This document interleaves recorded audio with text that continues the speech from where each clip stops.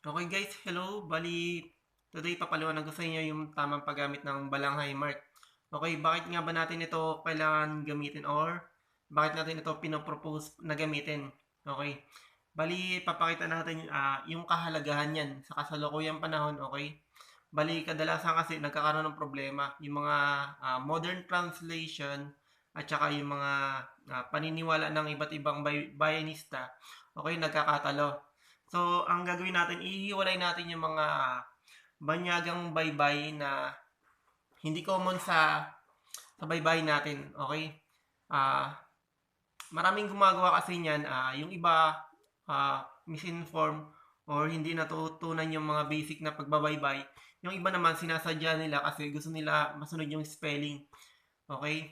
At saka meron pa tayong problema diyan sa mga acronym, okay? Kadalasan natin ginagamit araw-araw.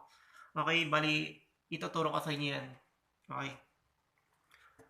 Balanghay mark. Okay, bali, may tatlo tayong gagamiting balanghay mark sa ngayon, ah.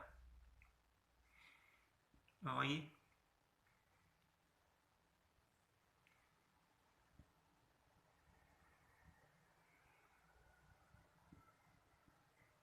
Okay.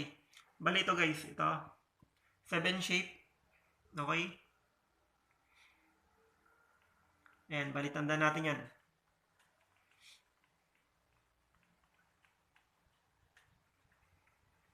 Okay, bali, yung unang sample ng balanghay mark, ito. Ayan. Itong balanghay mark na to, gagamitin natin sa mga names ng tao, okay? Mga names ng foreigner or Pinoy foreign names, okay? Ayan. Bali, magbibigay tayo ng example dito. Okay. Number one natin ay, ito yung mga kadalasang problema natin sa pagbabaybay. Okay? Kadalasan, binabaybay natin as, okay,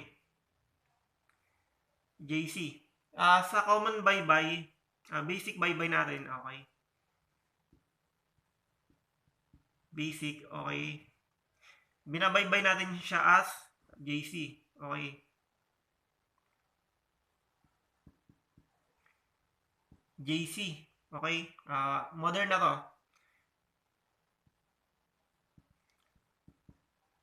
Pwede rin sa semi-modern. Okay. JC. Or old. DSC. Okay. Sulat natin sa baybayin.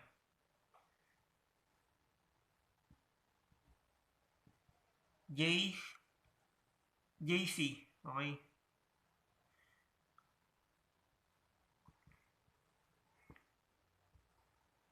JC. D. DSC. Okay. Bali ito yung mga common salin niya. Okay. Pero ito yung mga kadalasang yung papakita ko. Ito kadalasang mga pagkakamali na nakikita natin sa internet or sa ibang tao na pilit nilang ah, sinusulat yung letra ng pangalan nila na per letter. Okay? Bali sa ngayon guys, gusto nating ihiwalay yun. Okay? Kung gusto nyong tawagin na alibata way or alphabetical way, okay, nasa inyo na yun. Basta ang points lang natin dito is mahiwalay natin itong basic dito sa mga ginagawa nila. Okay? Para hindi tayo makonfuse lalo. Okay?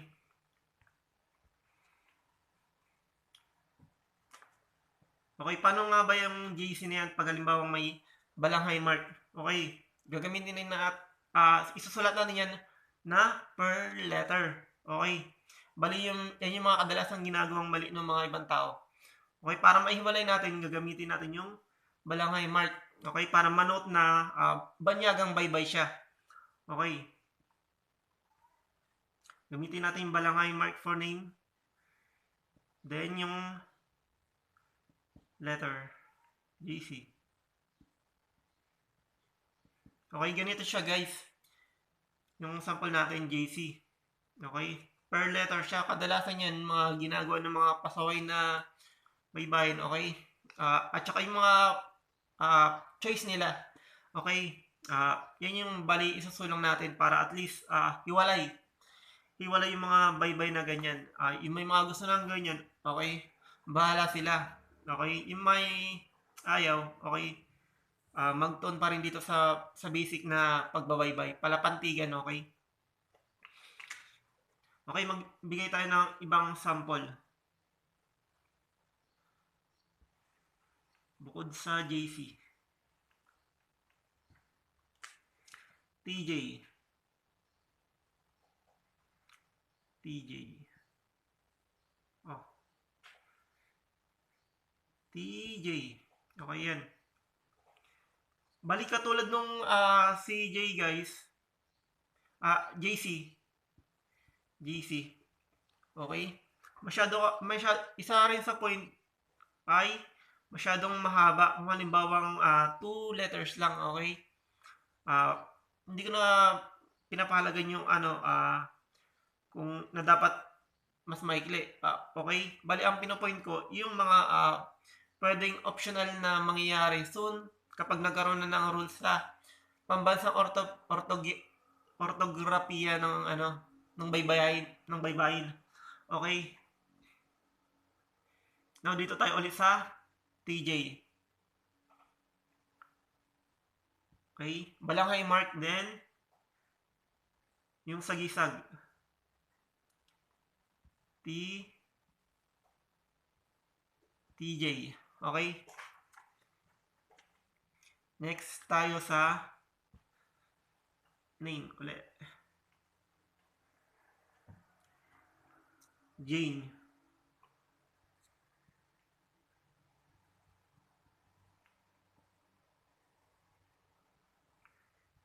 Okay.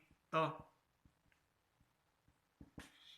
Yan guys. Okay? Yan yung mga pinipilit din ng iba na ganyan pagkakasulat. Kasi palapantigan nga naman.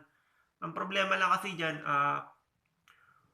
binibigkas natin yung mga pangalan natin ayon sa pagbabaybay. Okay? Tulad yan. Ganito. Kasi ito, A ang bigkas ng mga banyaga. Sa atin naman, Okay, magkaiba po yun. So, kung talagang gusto nung iba na gumamit ng ganito, okay, just add ng balanghay mark. Okay? Then, next tayo sa sample.